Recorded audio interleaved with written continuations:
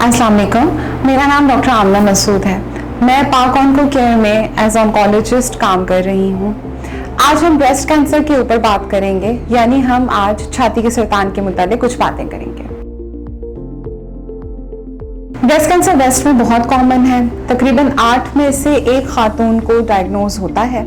उससे ज़्यादा एशिया में, बल्कि सबसे ज़्यादा पाकिस्तान में देखा गया है।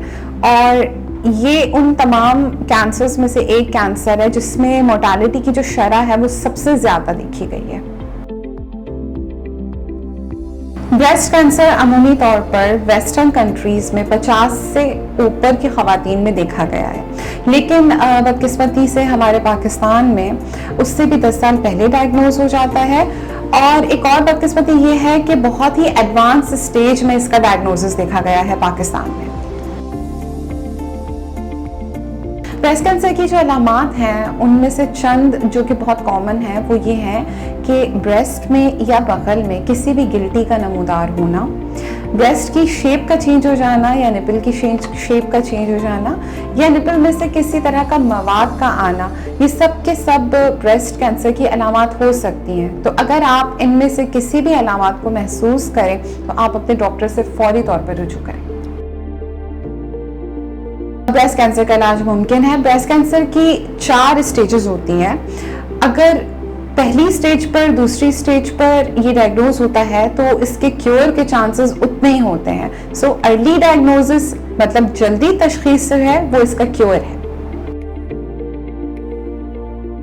ब्रेस्ट कैंसर के बहुत सारी वजूहात होती हैं। कुछ ऐसी वजूहात हैं जिनको आप खुद से ठीक कर सकते हैं, कुछ ऐसी वजूहात हैं जिनके लिए आप कुछ नहीं कर सकते हैं। फॉर एग्जांपल, अगर जेनेटिकली रिस्क फैक्टर्स हैं आप में, या फिर आपकी फैमिली हिस्ट्री पॉजिटिव है, या अर्ली पीरियड्स का होना, या लेट मीनोपॉज का होना, ये तमाम वो फैक्टर्स हैं जिनमें आप कुछ नहीं कर सकते, ये रिस्क फैक्टर्स हैं। इसके अलावा जो मॉडिफाइबल रिस्क फैक्टर्स जिनको हम कहते हैं, उनमें स्मोकिंग, अल्कोहल, हार्मोन्स का इस्तेमाल और साथ में मोटापा, ये वो चीज़ें हैं जिनको आप रोक सकते हैं, जिनके होने को रोका जा सकता है और उससे कैंसर से बचा जा सकता है।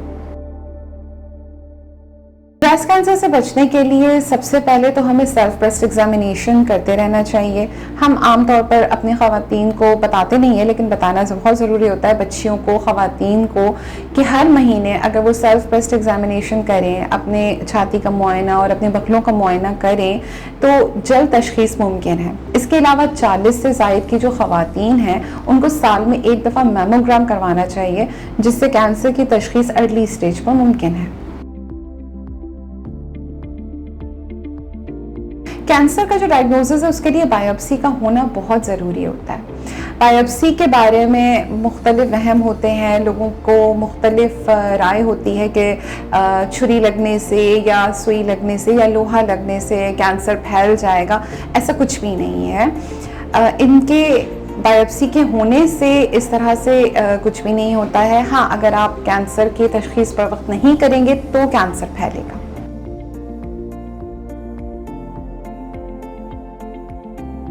कैंसर के ट्रीटमेंट के साथ कोविड की वैक्सीन बिल्कुल लगवाई जा सकती है। कोविड और कैंसर का ट्रीटमेंट दोनों साथ साथ चल सकते हैं।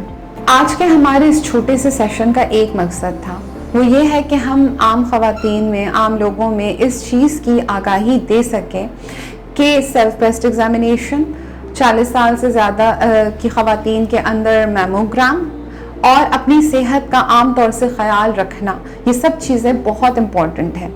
अगर हम इनको फॉलो करें तो कैंसर से बचना मुमकिन है। बचना भी और इलाज दोनों चीज़ें मुमकिन है। शुक्रिया।